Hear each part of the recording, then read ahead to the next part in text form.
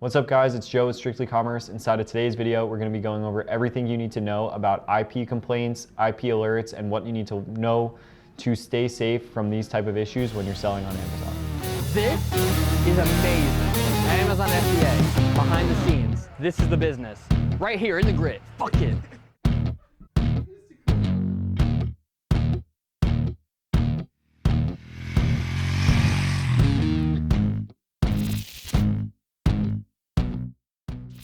So inside of this video, we're going to be doing a full in-depth guide about IP alerts. There's been a ton of you commenting and asking for a video about IP complaints, how to avoid IP complaints and stuff like that. So inside of here, we're going to be going over what you need to be looking for, what an IP complaint actually is, and why you don't need to be too worried about this stuff because it's actually not the end of the world. So first things first, what is an IP complaint? All it is it's an intellectual property complaint, meaning that the registered brand owner of a specific product or a specific brand on Amazon is not authorizing you to sell it, and they hit you with an IP complaint on your account.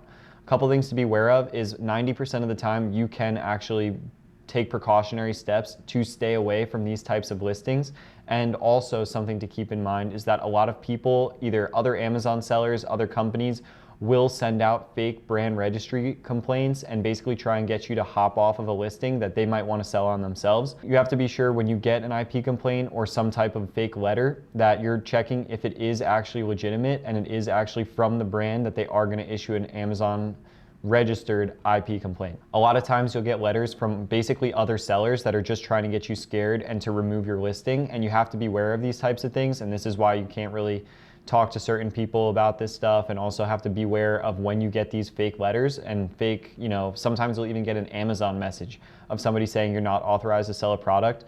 Some registered brand, 99% of the time, is not going to reach out to you via Amazon message. They're going to reach out to you via certified mail if it's really a problem, or they're going to directly hit you with an IP complaint on your Amazon seller account, and it's going to affect your account health. So don't worry about a lot of the fake letters. You can test out if they're real by, if they don't have a customer service line, you can do a little bit of research to see if you get an email, if it's actually legitimate, if it's not, who it's from, and do some deep diving there to make sure it actually came from the manufacturer or brand registered to that specific brand listing. So how to actually avoid IP complaints. A lot of you will probably have a one-stop fix of getting the browser extension IP alert. It's like a couple $100 for a lifetime subscription. And if you guys are having that many issues with IP complaints and really can't figure this stuff out, I recommend just getting the extension, and then whenever you look at one of these brands that might be something that has a possible IP complaint or IP issues, it'll just pop up as an extension right in your face when you're looking at the listing.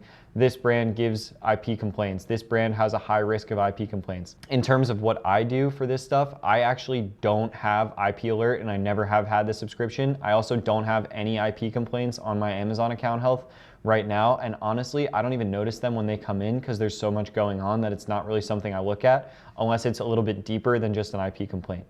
In general, for a lot of you guys that are starting to sell, don't worry too much about this, and you're going to want to look into the next part of the video where we talk about what you can look for on Keepa charts to know if there actually is some type of issue in IP complaints. Real quick too, something that you can easily tell if a brand is going to have IP issues or intellectual property issues. If there's like one or two sellers steady on a listing, or if there's one seller on the Keepa chart and then it goes up to two and then right back to one, and that's like consistent where it doesn't, there's not multiple sellers on a listing, right there, that's enough to just stay away from the listing and move on. In general, if you just add the criteria, I'm gonna only jump on listings with minimum 3 FBA sellers. One of them cannot be the brand itself that sells the item. You're pretty much good to go right there, and you can move on. Also, for those of you guys that use SellerAmp, I personally don't. SellerAmp will give you little bits of IP alerts, so without getting that extra extension, it'll just tell you.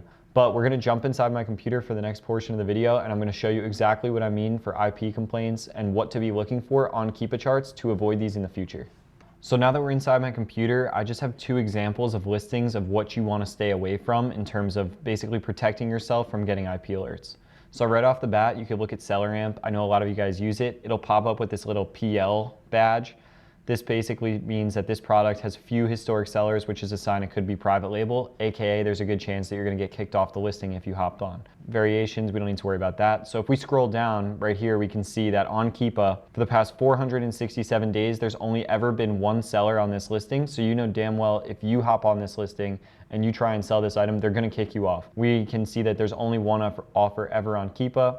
We can see that they have this Don to Whitesea brand, and the seller is probably gonna be them. If it doesn't say them, it'll probably have their LLC or something like that. These guys are from China or Canada, I don't know. Either way, we know that this is a private label product. We're gonna wanna stay away from this. We don't need IP alert. As you can see, I don't have IP alert to stay away from listings like this. Additionally, this is another example of a listing that you can kind of see there is some chances of an IP alert. So private label, this product has few historic sellers, which is a sign it could be PL. Same thing from SellerAmp. And then this is what I was talking about in terms of other sellers hopping on and off of the listing. So most of the time it's one or two sellers. And then look, it jumps up to a second seller right here, and then it jumps right back down. Same thing here, jumps up, another seller, jumps right back down, up, down, all throughout this Keepa chart where another seller hops on real quick and then pops off. So these are examples of what you want to stay away from. If you consistently see sellers hopping right on and then right off the listing where it drops down like this, you can see these are like steep drops. They're not like selling off or sellers are popping down.